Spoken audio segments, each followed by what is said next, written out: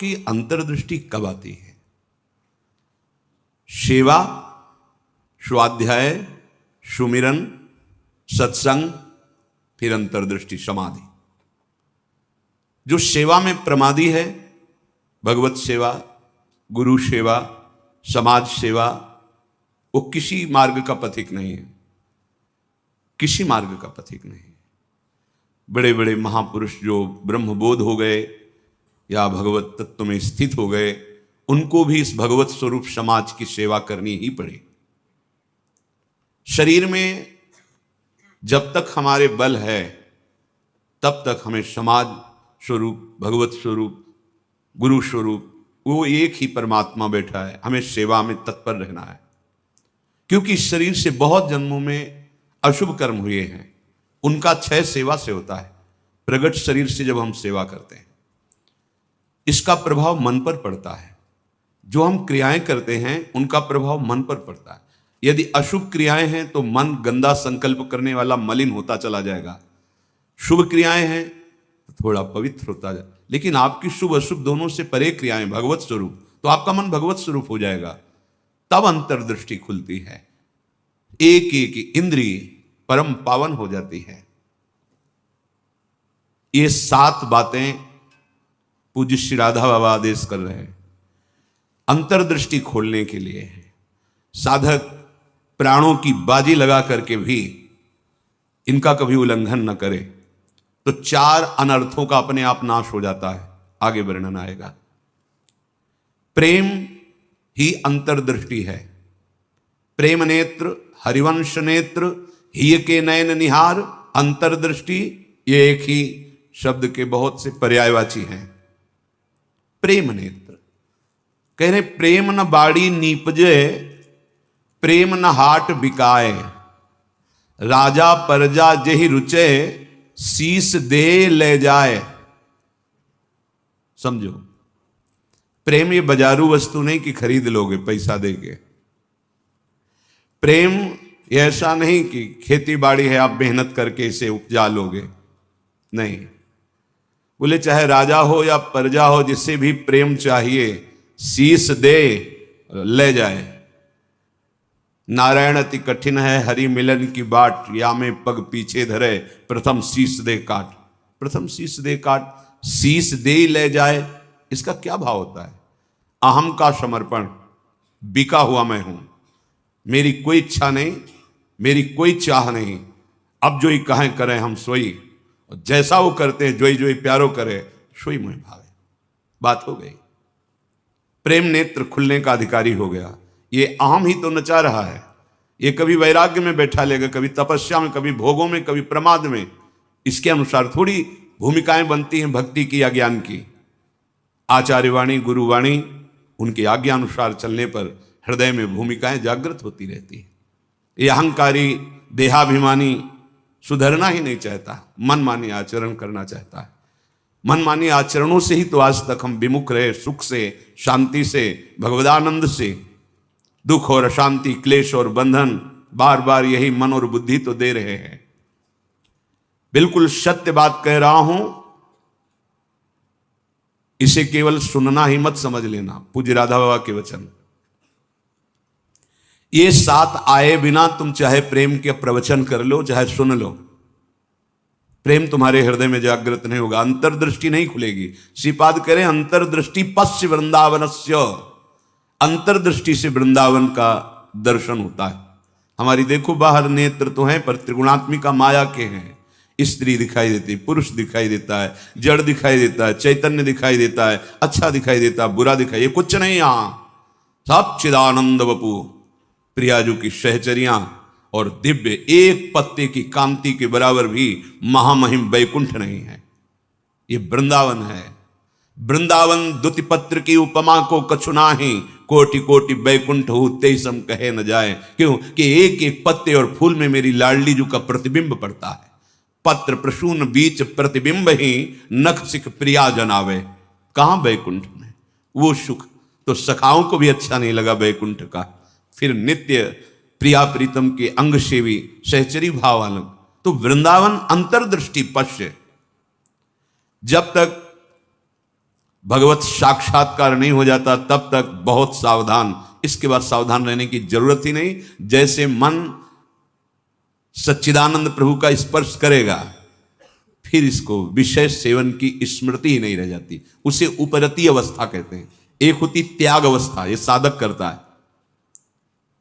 विषयों के प्रति आकर्षण है पर भोगूंगा नहीं क्योंकि मुझे भगवत प्राप्ति करनी है। दूसरी होती वैराग्य अवस्था, भोगों का सानिध्य है, ये भी जानते हैं कि हाँ ये भोगने में मन बुद्धि कहते हैं कि सुखद है, पर नहीं, वो राग रहित हो रहा है। और एक स्थिति आती है कि भोग सामग्री सानिध्य है, ये भोगने वाली चीज, इसकी स्मृति ही खत्म।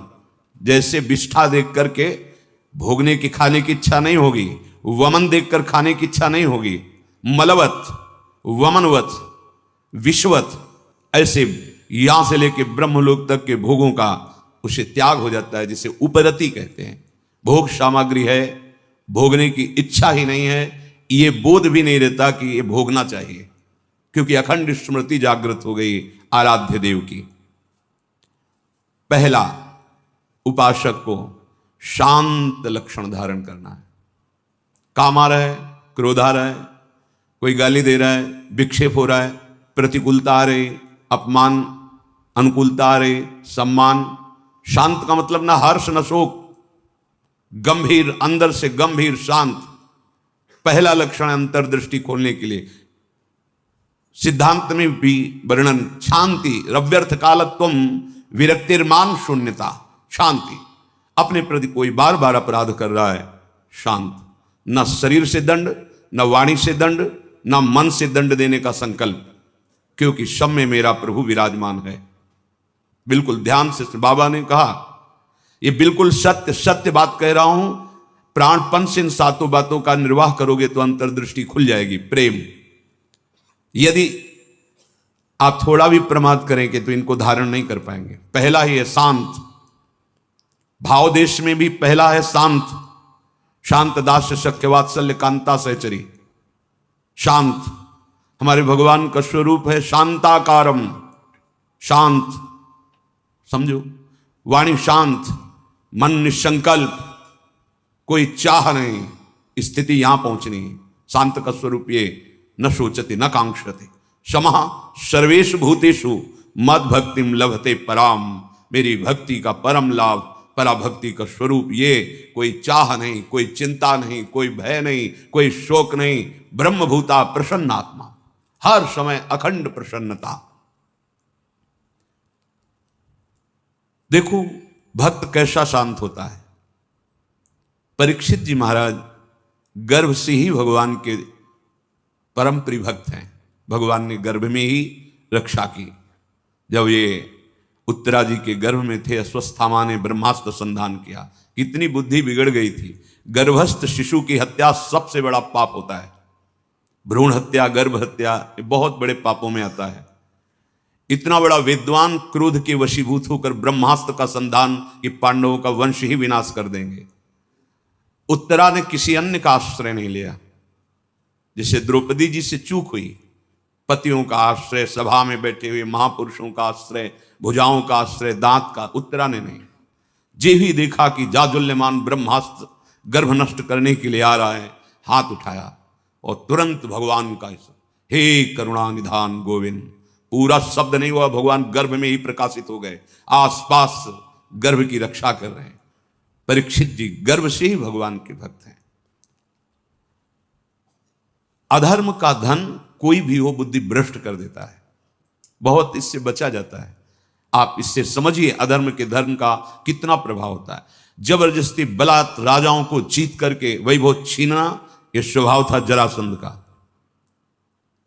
संतों के मुख से सुना कि जब भीम के द्वारा भगवान ने जरासंध का वध कराया, सहदेव का तिलक किया, और उसका वो मुकुट जिसमें बहुत से राजाओं की जीती हुई रत्न मणियां, हीरे आदि थे, वो मिला के सबसे 20,000 तो कैद किए था। जैसे पशुओं की बलि देना हो, ऐसे वो बलि देने के लिए 20,000 राजाओं को। वही मुकुट एक दिन परीक्षित जी अपने मस्तक पर धारण किए। धारण करते ही शिकार खेलने का मन हुआ, चल पड़े शिकार। इतनी प्यास असह्य हो गई कि ऋषि आश्रम में गए। वो समाधिस्थ थे, अपने स्वरूप में स्थित थे। कोई है आश्रम में, मुझे बहुत प्यास लगी है। वहां तो समस्त इंद्रियां, मन, बुद्धि सब चेष्टा रहित है, भगवत स्वरूप में एकदम डूबे हुए, बाहर से शांत एकदम। कोई चेष्टाएं न सुना रही, न दिखा रही, कोई इंद्री काम नहीं करेगी, क्योंकि सौम्य अवस्था को प्राप्त समाधिस्थ महापुरुष। पता नहीं कैसे ऐसी बुद्धि बदल गई इतने बड़े महाभागवत की। उपेक्षा करके बाहर निकले, देखा एक मरा हुआ सर्प पड़ा था, ऐसे धनुष की नोक से उठाया और ऋषि के गले में डाल दिया। महत अपराध है। साधु का उपहास या इस तरह की चेष्टाएं, उनको इसका भी पता नहीं चला, तो शांत अपने स्वरूप में स्थित हैं। कुछ ब्रह्म ऋषि कुमार देखे कि राजा परीक्षित अंदर गए थे, बाहर गए तो कोई बात ही क्या, वहां गए तो देखा समाधिस्थ थे, उनके गले में मरा हुआ सर्प। तो ऋषि कुमार दौड़ते हुए श्रृंगी ऋषि जहां स्नान कर रहे थे वहां गए और कहा, राजा परीक्षित ने बड़ा उपहास किया आपके पिताश्री का, एक मरा हुआ सर्प गले में डाल दिया। इतनी बड़ी सामर्थ्य कैसे कि समाधिस्थ मेरे पिता का अपमान। तो क्या उन्होंने समझ लिया कि राजाओं के पास ही बल होता है, ब्रह्म ऋषियों के पास बल नहीं होता? नौ किशोर अवस्था है श्रृंगी ऋषि की, उसी जल से आचमन किया और कहा आज मैं दिखाता हूं कि ब्रह्म ऋषियों का बल क्या होता है। इसने मरा हुआ सर्प मेरे पिता के गले में डालकर एक ब्रह्म ऋषि का अपमान किया। मैं शाप देता हूं, आज के 7वें दिन तक्षक सर्प इसे डसेगा और कोई त्रिभुवन में नहीं बचा पाएगा। ऐसा ही हुआ और दौड़ करके आए और पिता के गले में लग गए। जब वो बहुत देर लिपट के रोए से, तो धीरे धीरे वृत्ति बाहर आई। क्या हुआ, क्यों रो रहे हो? उनका ये परीक्षित आए हुए थे और आपके गले में मरा हुआ सर्प डाला, आपका अपमान किया। नहीं नहीं, देखो इसमें क्या अपमान होता है? गलती तो हमसे हुई, राजा भगवान का स्वरूप होता है। वो आए थे आश्रम में, अर्घपाद आदि देते, उनको जल पिलाते, उनकी सेवा करते। वो हमारे संपूर्ण प्रजा का शासन करते हैं, सेवा करते हैं, रक्षा करते हैं। हमसे गलती हो गई, रोना नहीं चाहिए। तब किसी ऋषि कुमार ने कहा ये रोए ही नहीं है, इन्होंने शाप भी दे दिया है। नहीं नहीं, निरपराध राजा को शाप कैसे दे दिया? क्या शाप? 7 दिन में तक्षक काटे। गजब कर दिया तुमने। अरे हमसे पूछ तो लेते। अभी ब्रह्म वाक्य हैं, इतने बड़े ब्रह्म ऋषि वो भी नहीं काट सकते। अपने शिष्यों को भेजा जाओ और परीक्षित को सूचना दे दो, कोई उपाय कर लो अपने परम कल्याण का, 7 दिन में तक्षक सर्प आएगा और डसेगा। जी ही जाके वहां परीक्षित ने मुकुट उतार के ये क्या मेरे से, ये क्या हो गया? मुझे दंड मिलना चाहिए। बहुत पश्चाताप करें, ऐसा उपहास कैसे कर दिया, ऐसा अपराध कैसे कर दिया। इतने में वो शिष्य पहुंचे और कहा महाराज आपने जो गले में सर्प डाला, बालक होने के कारण श्रृंगी ऋषि ने आपको शाप दे दिया है। निश्चित आपको 7वें दिन महाभयंकर विषधारी तक्षक आएगा और डसेगा, आपको कोई नहीं बचा सकता। आप उपाय कर लीजिए भगवत प्राप्ति का। बहुत हृदय शीतल हुआ, वर्णन है, एकदम हृदय में शीतलता हुई, प्राश्चित हो गया। तत्काल सर्वस्व का त्याग, सम्राट पद पर जन्मेजय का तिलक और गंगा के किनारे का। 7 दिन तक भगवान सुखदेव जी के द्वारा गाई हुई भगवत चर्चा श्रवण की और बीच में प्रार्थना की थी कि भगवान आप चिंता मत कीजिए, ये भूख और प्यास मुझे अब परास्त नहीं कर सकती। जिस प्यास से पीड़ित होकर के हमने गले में सर्प डाला था, आज उसी प्यास को मैं पराजित कर रहा हूं आपके श्रीमुख से सुने हुए भगवत वचन। विचार करो, इतने बड़ा श्राप सुनने के बाद उनके हृदय में कोई शोक नहीं, शांत हृदय। 7 दिन कुछ खा पी नहीं रहे, शांत हृदय। भक्त का हृदय शांत होता है। उनके गले में सर्प डाला हुआ शांत नहीं हुए, कोई बात नहीं। अगर हम भगवत दर्शन करना चाहते हैं, महासुख में निमग्न होना चाहते हैं, दुख मिटाना चाहते हैं, तो शांत होना स्वभाव में लाएं। अशांत स्वभाव नहीं। अशांत से कुतः सुखम। अशांति अगर हृदय में होगी तो बहुत पाप बन जाएंगे, कड़ुआ बोलोगे, गंदे आचरण बन जाएंगे, हिंसा आदि दोष भी उत्पन्न हो सकते हैं। इसलिए पहला अंतर्दृष्टि खोलने के लिए। शांत, हमारा भाव भी पहला शांत भाव। ये मार्ग का पथिक भी शांत मार्ग का पथिक है। शांत शब्द को पकड़ो, अशांति अंदर से है दबा लो, नाम जब कर रहे हो ये सब मिट जाएगी। बाहर से तुम्हें पहले शांति लानी, बाहर की क्रियाओं में किसी भी तरह से किसी द्वंद्व में तुम्हें अशांत नहीं होना है। वो तभी हो सकता है जब आप लक्ष्य बना लियो भगवत प्राप्ति, तभी सह सकते हो, कोई बात नहीं। भगवान इसकी बुद्धि में बैठ करके हमारे को सहनशीलता सिखा रहे हैं, इसीलिए निंदा कर रहा है, अपमान कर रहा है, अवहेलना कर रहा है। भगवान के द्वारा प्रेरित है या कोई कर्म हमारा क्षय हो रहा है, शांत। दूसरा है आराध्य देव के भजन के सिवा कोई भी एक क्षण व्यर्थ न जाने पावे। अव्यर्थ कालत्वम, कबहू काल वृथा नहीं जाए। सेवक जी महाराज पकड़ो, अंतर्दृष्टि प्राप्त महापुरुष ही जीवन मुक्त कहा जाता है। पकड़ो, कोई भी क्षण भजन के बिना ना जाए। शरीर से सेवा हो रही और अंदर ही अंदर नाम जब चल रहा है, प्रभु के लीला रस से भरे हुए पद गुनगुना रहे। कितना सहज सरल भगवदानंद प्रदान करने का हमें साधन मिल गया गुरु कृपा से। सेवक शरण सदा रहे, अनत नहीं विश्राम। कै वाणी हरिवंश की, कै हरिवंश ही नाम। या तो नाम मंत्र चल रहा है और या वाणी जी गुनगुना रहे हैं। एक क्षण भी न जाए। देखो, प्रयास करो, गुरु कृपा बल में ऐसी सामर्थ्य, अहंकार में नहीं। एक क्षण भी भजन के बिना ना जाए, अंतर्दृष्टि तभी खुलेगी। तीसरा, ये विश्वास कर लो, संसार के किसी भी भोग में सुख नहीं है। कभी तुम्हें तृप्ति नहीं मिल सकती, क्योंकि है ही नहीं। ये भूत के लड्डू हैं, चाहे जितना खा लो पेट नहीं भरेगा, और ना खाओ तो ललचाते रहो। इसलिए तुम्हारा ललचाना ना हो, नाम जप करो। ये विश्वास करो महापुरुषों के वचनों से, भोगों में सुख नहीं है। कितना भोगोगे? महाराज ययाति ने अपने शरीर से तो यौवन अवस्था का भोग किया ही, अपने पुत्र की यौवन अवस्था लेकर फिर भी तृप्ति नहीं हुई। तब उन्होंने कहा, संपूर्ण संसार के ये सब भोग भगवत विमुख व्यक्ति एक को दे दिए जाएं तो भी वो तृप्त नहीं हो सकता, क्योंकि नहीं है। कल किसी ने प्रश्न किया था, ऐसा ऐसा हमने सैकड़ों ऐसा ऐसा सब किया, तो हमने कहा ईमानदारी से बताना, वृंदावन में बैठे हो, क्या तुम्हारी तृप्ति हुई, क्या सुख हुआ?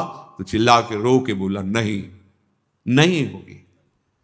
विनिश्चितम बदामि तेन अन्यथा वचांसि। गोस्वामी जी के, मैं झूठ नहीं बोल रहा, सत्य कह रहा हूं। हरिम भजन्ति, बिना भजन के तुम्हारे इंद्रियां, तुम्हारा मन, तुम्हारा हृदय शीतल हो ही नहीं सकता, विश्राम पा ही नहीं सकता। ये जलाती रहेंगी कामनाएं, तृष्णा, वासनाएं। इसलिए पहले समझ लो, गुरुजनों के वचन मान लेने से निकल जाओगे। अगर अनुभव करने की चले भोग राज्य में, तो आज तक कोई ऐसा नहीं हुआ कि स्वयं लौट पाया हो। हमारी आपकी तो बात जाने दो, बड़े बड़े महापुरुषों में। एक उदाहरण, आद्य गुरु भगवान शंकराचार्य जी नवीन किशोर अवस्था में ही पूरे विश्व को अपने प्रकांड ज्ञान के द्वारा परास्त कर दिया। जब तीर्थराज प्रयाग पहुंचे, पूरे सन्यासियों का साथ में दल होता, मंडली होती, आगे भगवान शंकर साक्षात शंकराचार्यम, शंकरम शंकराचार्यम, ज्ञान का विशुद्ध स्वरूप, तेजों में दृष्टि पड़ते ही चरणों में झुक जाए, ऐसा तेज। मंडन मिश्र नाम के एक बड़े विद्वान थे। भगवान शंकराचार्य जी ने उनसे कहा, सत्य को स्वीकार करो या तर्क। उन्होंने तर्क स्वीकार किया, पर ज्ञान समुद्र भगवान शंकर से कौन जीत सकता है, परास्त कर दिया।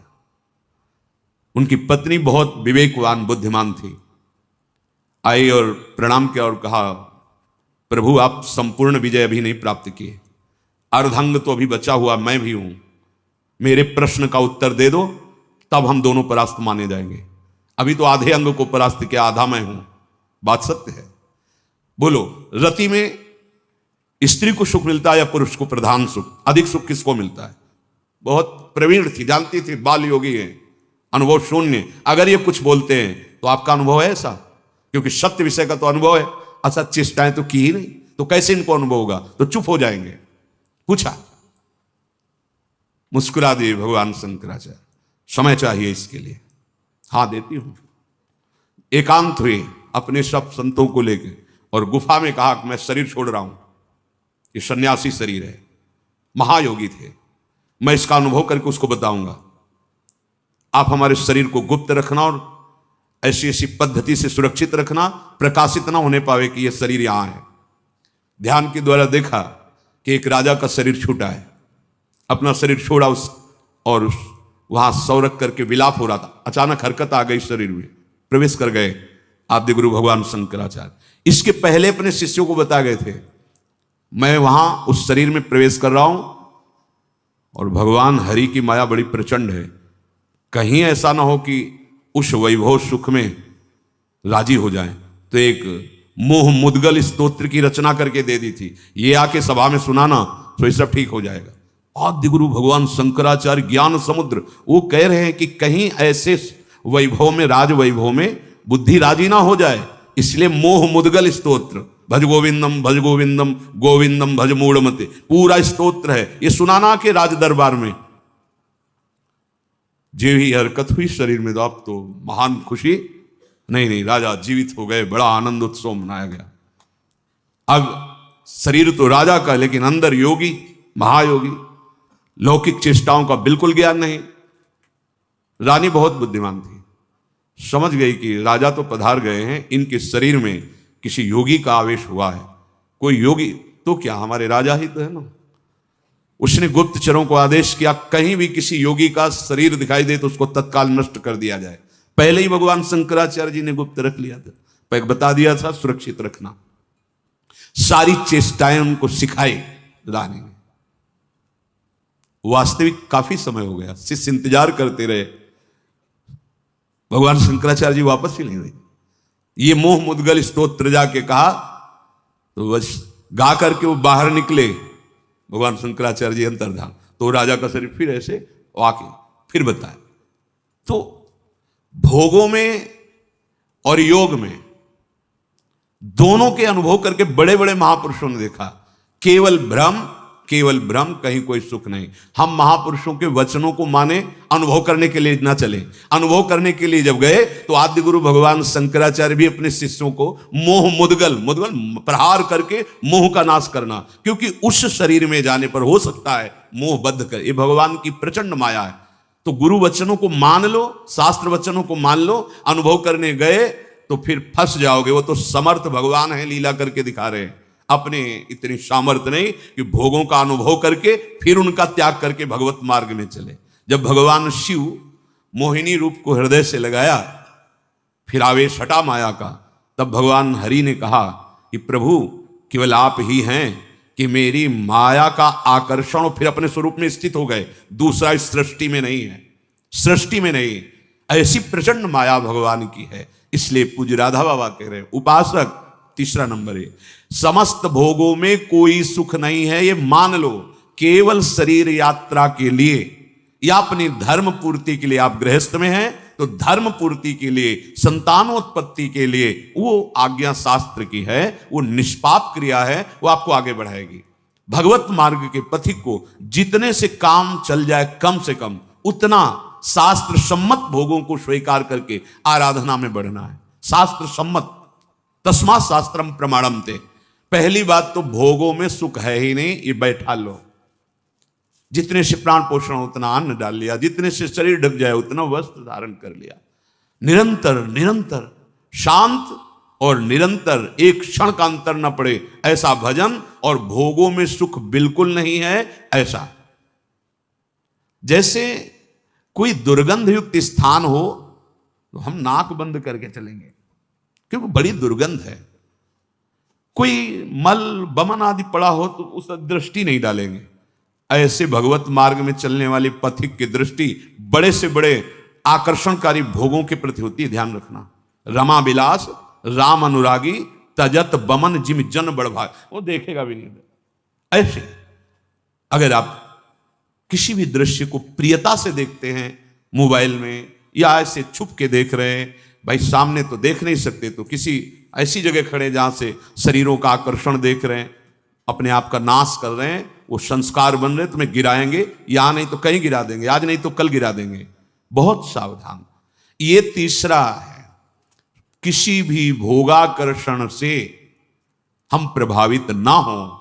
जब दूसरा चलेगा तो तीसरा ही आ जाएगा, निरंतर भजन। और ये सावधानी, निश्चित निश्चित। हमें अच्छा लगा जब उससे पूछा, वो खुद वर्णन कर रहा था ऐसा ऐसा ऐसा। हम कहा क्यों गंदी बातें सुने, पर इसलिए कि इससे लाखों लोगों का भाव शुद्ध हो सकता है। उससे पूछा तुम्हें क्या मिला, सुख मिला? तो उसने कहा नहीं, और रो पड़ा चिल्ला के। बस मान लो ये बात, इन गंदे चेष्टाओं में कभी सुख नहीं, कहीं सुख नहीं। केवल तुम मृत्यु का वर्ण कर रहे हो, अपनी जीवन को नष्ट कर रहे हो। शास्त्र सम्मत भोग वैराग्य प्रदान करके मोक्ष प्रदान करते हैं, धर्म अर्थ काम मोक्ष। अगर आप मनमानी आचरण करेंगे, मनोरंजन करेंगे, तो आप कोई भी हो, कहीं भी हो, नष्ट हो जाएंगे। ये संत महापुरुष जन, इनकी वाणी एक जैसे मां दुलार करके डांटती है, ऐसे अनंत दुलार लेकर आपसे कह रहे हैं। आपकी निंदा करना उद्देश्य थोड़ी है, आपको अवगुणी साबित करना उद्देश्य नहीं, आपके हृदय को चोट पहुंचाना उद्देश्य नहीं, पर आपके हृदय को महान बनाना और दुर्गुणों से, दुर्विचारों से, दुष्कर्मों से मुक्त करा के महासुख में निमग्न करना, इस संतों की वाणी का पावर है, ये उसकी सामर्थ्य है। आप उसे कटुवचन ना माने, उपहास या अवहेलना ना माने।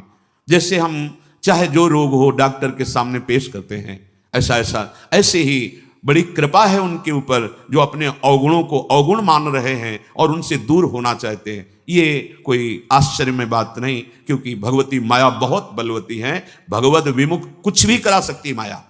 जो भगवान नाम जापक वहां होश में रहती माया, क्योंकि वो स्वामी का नाम जप कर रहा है और प्रभु की शरण में है। अगर उपासक के हृदय में भोगों से घृणा नहीं आई है तो अभी उपासना का रंग नहीं, नाम जप नहीं चल रहा पक्का। हृदय की बात कहता हूं। आप देखो, एक दिन चला के नाम देखो, 24 घंटे जलन पैदा हो जाएगी। अगर कोई आपसे बात करना चाहेगा, कुछ देखना, कुछ सुनना, कुछ बोलना, ये जहर लगने लगेगा आपको। देखो तो करके। अब आप मनोरंजन में लगे हो, किसी तरह समय कट रहा है, खाया पिया मौज मस्ती, ये जीवन ऐसे व्यतीत करने लायक नहीं। बड़ा दिव्य जीवन है। मानव देह पशुवत थोड़ी आचरण करना है।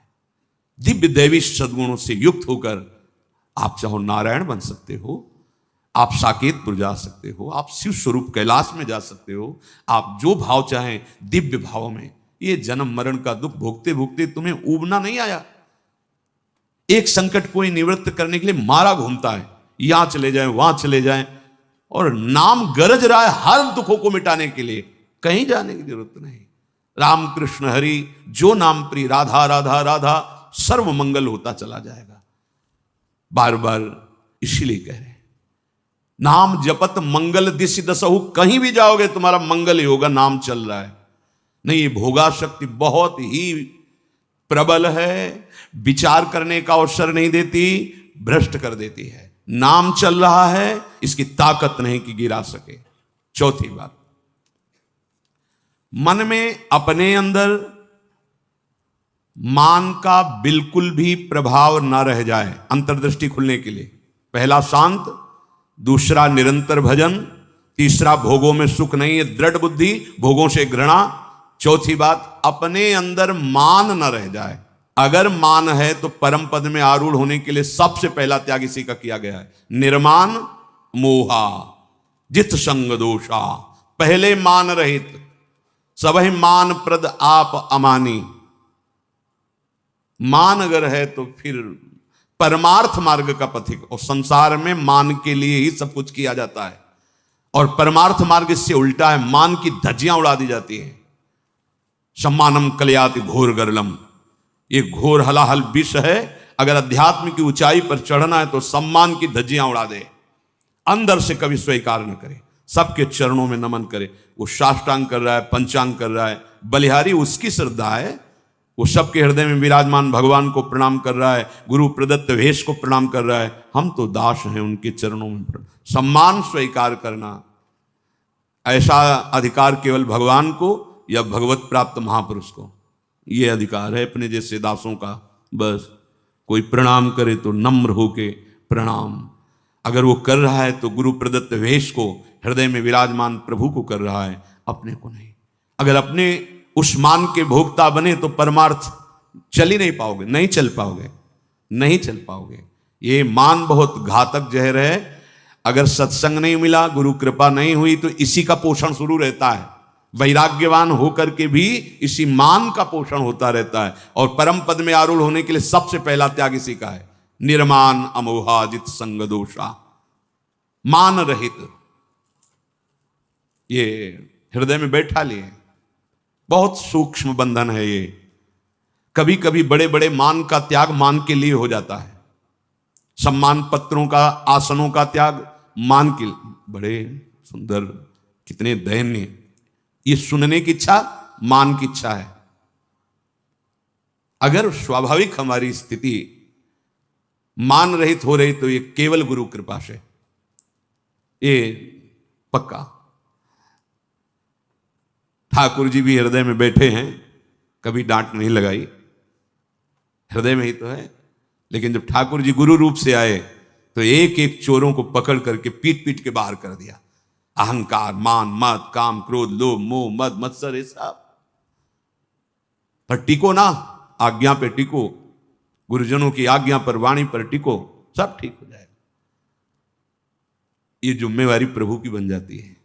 योगक्षेमम वहाम्यहम्, अप्राप्त को प्राप्ति कराना और प्राप्त की रक्षा करना। आप अनन्यश्चिंतयन्तो माम, अनन्य होकर केवल चिंतन करो, संभाल लेंगे। मान को स्वीकार मत करो, मान को स्वीकार मत करो। शरीर स्वस्थ है, कोई प्रणाम कर रहा है, आप भी प्रणाम करो, उसकी सुधा है। जब बहुत लोग प्रणाम करें तो कहां तक करोगे? हृदय से सबको प्रणाम किया और अपनी स्वीकृति नहीं की कि हमें प्रणाम हो रहा है। नहीं नहीं, देहाभिमान पुनः पुष्ट होने लगेगा। बहुत सूक्ष्म है। जहां हमारा मन प्रपंच में फंसने लगे, जहां हमारा मन संसार की मान्यताओं को स्वीकार करने लगे, नहीं, ये जीवन केवल भगवत प्राप्ति। मन की बिल्कुल एक दृष्टि रखो मन पर, इसकी एक एक वृत्ति की जांच करनी है। वो स्वाभाविक स्फुरित जो हो रहा है उसका विकारात्मक स्वरूप, शासन उस पर, प्रश्नोत्तर उससे करो। हम लोग क्या करते हैं? गुरुजनों से प्रश्नोत्तर करके तर्क रखते हैं। तर्क रखो मन के ऊपर। क्यों? बहुत बार तो तेरी सलाह मान ली, दुर्गति ही हुई है, अब तुझको मेरी सलाह माननी होगी, जो मैंने संतों से सुना है, जो मैंने शास्त्रों से पढ़ा है, उस पर तर्क रखो। नहीं, मन के तो बोलते ही दस्तखत कर दिए और शास्त्र सम्मत गुरुजनों की वाणी पर क्यों में हो, ऐसा क्यों, वैसा क्यों। चौथा है आपके मन के अंदर मान का बिल्कुल न रह जाना। अमानिना मान देना, स्वयं अमानी, दूसरों को मान देना। महाराज भर्तरी जी जब भोगों से वैराग्य की वृत्ति जागृत की, कुछ नहीं, पिंगला का दृश्य देख करके घोर वैराग्य युक्त भगवान शंकर की आराधना, समय पर देवाधिदेव महादेव प्रसन्न हुए और कहा क्या इच्छा करते हो, वरदान मांगो। तो भर्तरी जी ने यही वरदान मांगा था, प्रभु कभी सम्मान से मुझे भिक्षा भी ना मिले, तिरस्कृत होकर भिक्षा पाऊं, कभी सम्मान से, मान से नहीं। ये क्यों? जहां मान जागृत हुआ फिर देहाभिमान। क्योंकि चक्रवर्ती सम्राट रहे ना, तो यही मांगा कि मान रहित हमारी स्थिति रहे, अर्थात भिक्षा भी मुझे कभी सम्मान से न मिले प्रभु। और महापुरुषों के वचन, जिस गली में भिक्षा मांगने गए आपका तिरस्कार हुआ, अपमान हुआ, अवहेलना हुई, उस गली में जरूर जाना चाहिए। लेकिन उस गली को पहचान लेंगे, जाएंगे नहीं। और जाओ बाबा राधे श्याम, बैठो कुर्सी में बैठो, एक गरम गरम बनाओ, वहां जरूर जाएंगे। नहीं, वहां मत जाइए। दरवाजे के बाहर से भिक्षा का अधिकार है, अंदर बैठना, कुर्सी में जाके बैठना, बात करना, हंसना, ये आप अपने लिए वो बीज बो रहे हैं जो परमार्थ को नष्ट कर देगा। गुरुजनों का आदेश है, भिक्षान्न केवल गेट के बाहर से, राधे श्याम 2-3 आवाज लगाई, अगर कोई ग्रह निकला भिक्षाम दे, ली रोटी चल, नहीं बस 1 2 3 आवाज लगाई, बाहर मिला मिला, नहीं मिला भूख पा लिया। तब भगवान अधीन होते हैं ऐसे भक्तों के। मन में मान का बिल्कुल न रह जाए आदर, बिल्कुल। 5वां,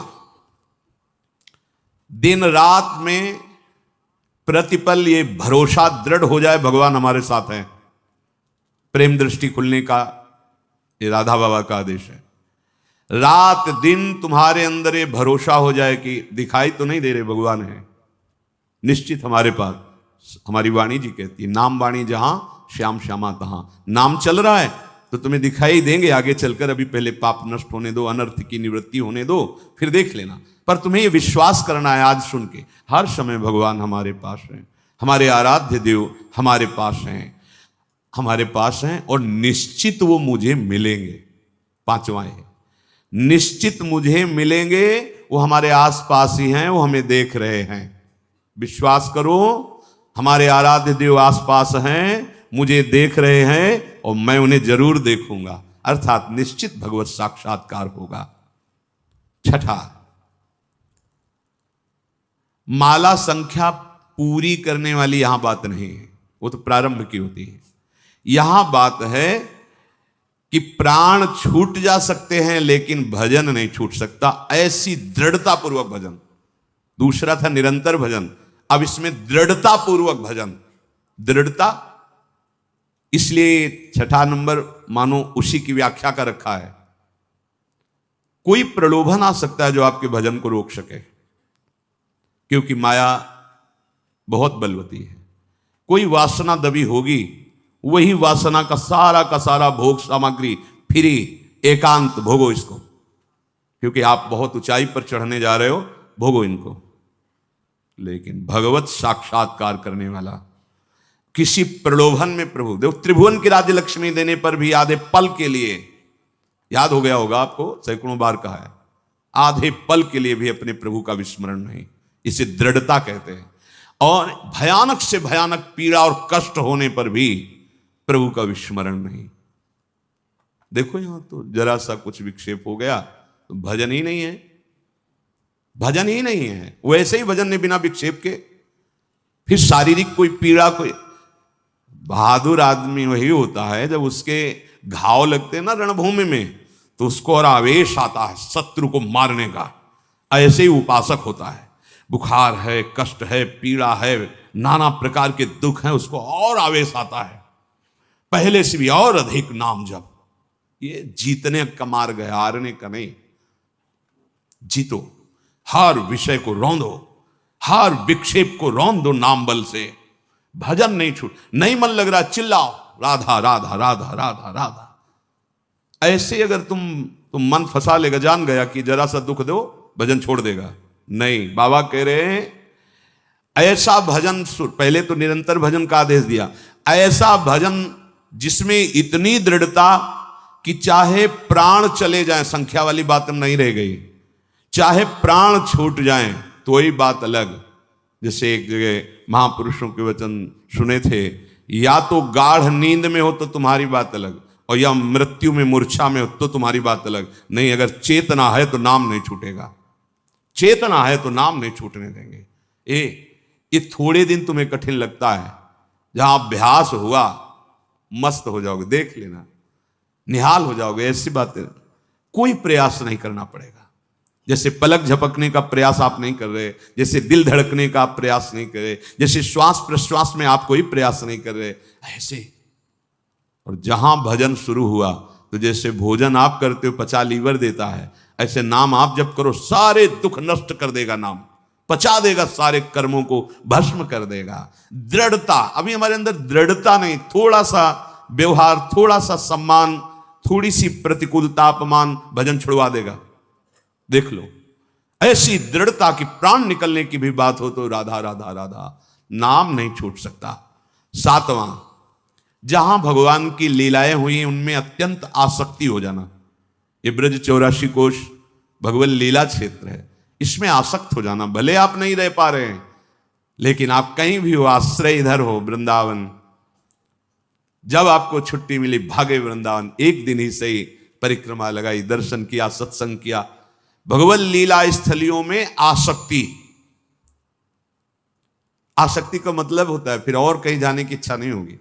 जैसे विदेश में गया हुआ आदमी छुट्टी पाया तो अपने देश जाता, तो अपने घर की बात सोचे, घर जाना है, ये हमारा घर है वृंदावन। हम भूल से माया में अनेक संबंध स्थापित करते हुए भटक रहे हैं।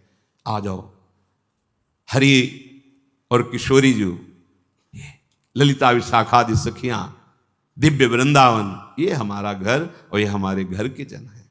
आए मिले परिवार आपने, हरिहंस कंठ लगायो, भाग बड़ो वृंदावन पायो। ये 7 बातें जब कोई धारण करता है और 4 विघ्नों से बच जाता है तो उसके हृदय में अंतर्दृष्टि प्रकाशित हो जाती है।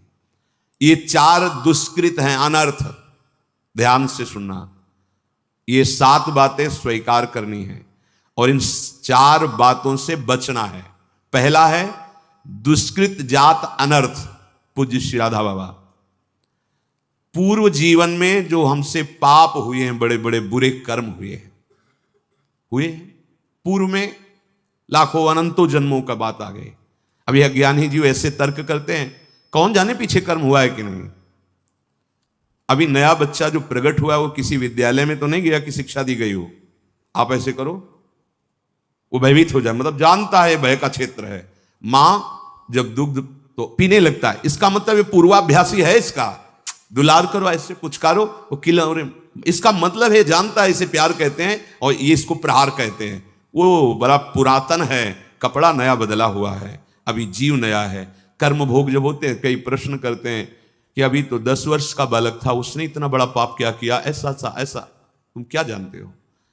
कपड़ा 10 वर्ष का है लेकिन पहनने वाला बहुत पुरातन है, वो भगवान का अंश है, न जाने कितने शरीरों का त्याग करते हुए पाप कर्म किए, तो वो उसको दंड मिल रहा है।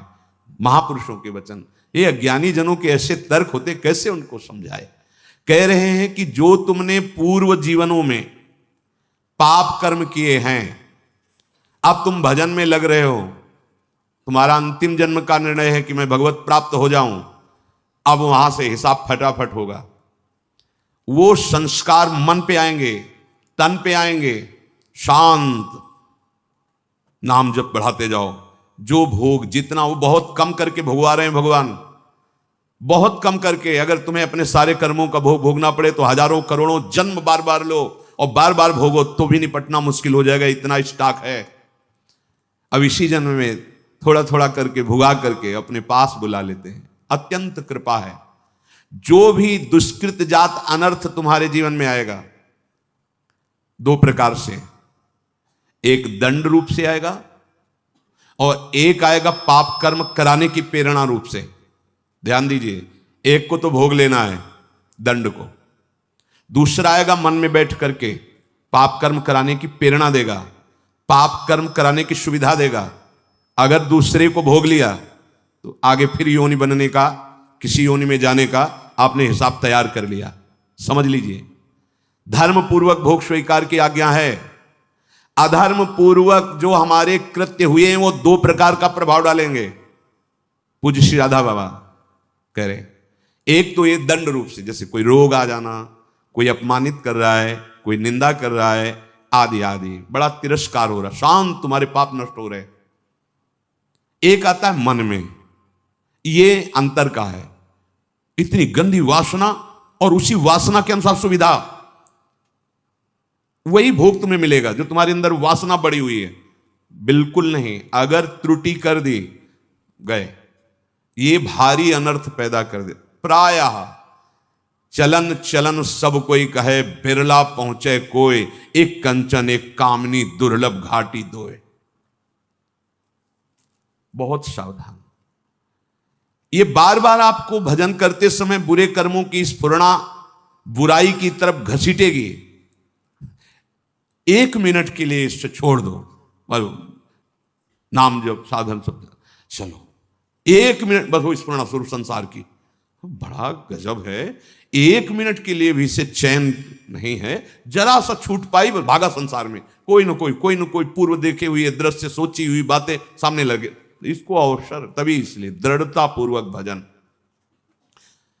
पूरा ध्यान रहे इस पहले अनर्थ से हटने के लिए। अगर हमें शारीरिक कोई दुख मिल रहा है, बाहरी व्यवहारिक दुख मिल रहा है, मुझे भगवान से प्रश्न नहीं करना, वो सर्वज्ञ हैं, उन्होंने जानबूझ करके हमारे कर्मों का नाश करने के लिए ये विधान रचा है। मस्ती में भोग लो। आप कहोगे दुख मस्ती, हाँ, मस्ती तो उसी को कहते हैं जो निंदा अपमान तिरस्कार और दुख को सह के निकल जाए, उससे मस्ती कहते हैं। मूर्खता को मस्ती थोड़ी कहते हैं। ये आप मदिरा पिए हो, दंडता कर रहे हो, पापाचरण, बोले बहुत मौज और मस्ती है, ये बहुत हिसाब गहरा पड़ेगा, सह नहीं पाओगे। मस्ती तो उसी को कहते हैं। भारी से भारी अपमान तिरस्कार दुख सह गए और निकल गए, भगवत मार्ग में आगे बढ़ गए, बलिहारी उस चरणों की, उस महात्मा की, उस साधक की जो ऐसे उसे मस्त कहते हैं। वाह वाह रे फकीरा वाह जी, धन्य है तू, निकल गया माया को रौंद के। तो फकीर का मतलब केवल वेश से नहीं है, अंतर से है। सबको भगवत प्राप्ति करने का अधिकार है, सब महात्मा हो सकते हैं, चाहे जिस वेश में हो, बस आचरणों को सुधार करके स्थिति को लाओ। स्थिति प्रज्ञ को महात्मा कहते हैं।